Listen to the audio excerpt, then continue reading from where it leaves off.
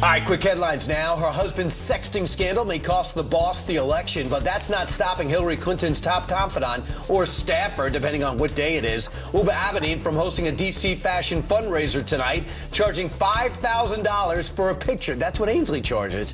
It's slated to be Abedin's first official appearance since the FBI found her work emails on Anthony Weiner's laptop.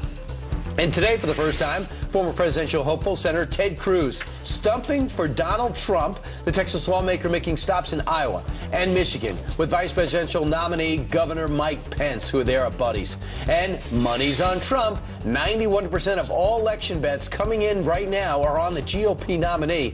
That according to the Irish gambling website Paddy Power, which was also my favorite wrestler as a child. The company says nearly all wagers on the presidential election, that was Irish Pat Patterson, in the last 48 hours have been on Trump to win. Some experts are arguing that they are more accurate than the national polls because people are actually putting money on it, which matters more.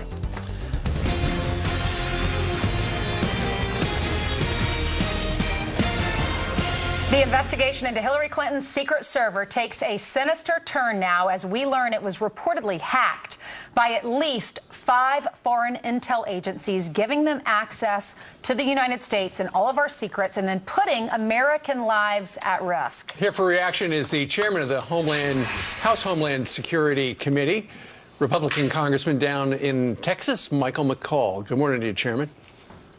Morning, Steve. Okay, so Brett Baer's got a couple of sources inside the FBI that says with 99% accuracy, Hillary Clinton and the Clinton server was hacked by at least 5 foreign agencies and the information was taken from it.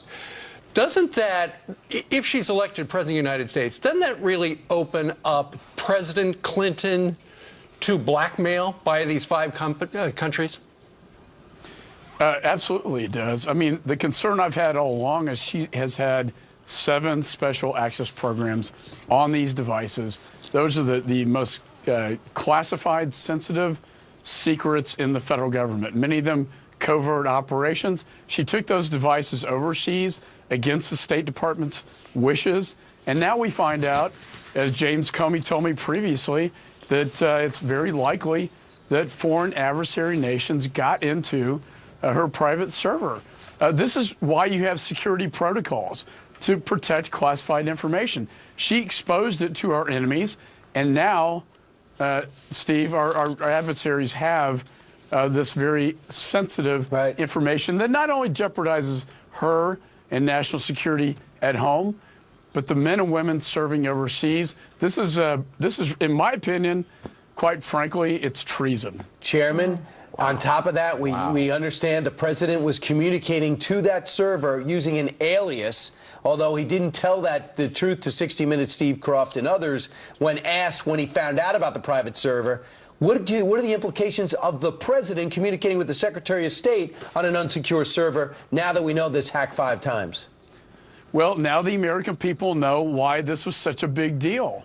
It should be in a protected environment. It wasn't. It was created to get around the Freedom of Information Act because she didn't want to be transparent to the American people. Now it's vulnerable to a cyber attack. Looks like it was. And now countries like Russia and China and Iran have the most highly sensitive programs in the United States. And the President of the United States is communicating with her under a pseudonym. They're not stupid. They can figure that out as well. This is a huge story. It's far bigger than the accusations against Donald Trump. This goes to the heart of fitness of character to serve as commander-in-chief. What about the president? The president's supposed to stay on the sidelines here, but then we're also learning from FBI sources that Valerie Jarrett, his chief advisor, is now asking for James Comey to be fired. And then you have the president saying, come on, he was campaigning for her, saying it was an honest mistake. I mean, I don't think Valerie Jarrett has any credibility here. Jim Comey, I've known him for 20 years. He always does what he thinks is the right thing to do. He's made Republicans upset, but he's made a lot of Democrats upset.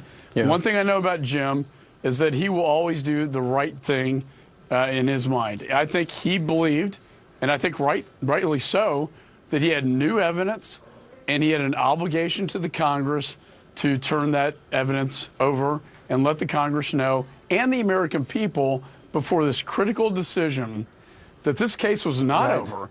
As Hillary Clinton said, I'm cleared, it's all over.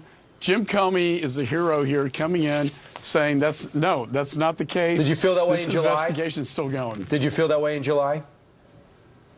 You know, the only criticism I had of Jim in July was that he should have said, to say no reasonable prosecutor would take the case was not the role of the FBI. That's the role of the prosecutor at Justice. And I was one of those for many years. That was the only criticism I had. That was his opinion, pretty much right? indicts her all the way up to not indicting her. All right, Chairman, thank you for joining us this morning.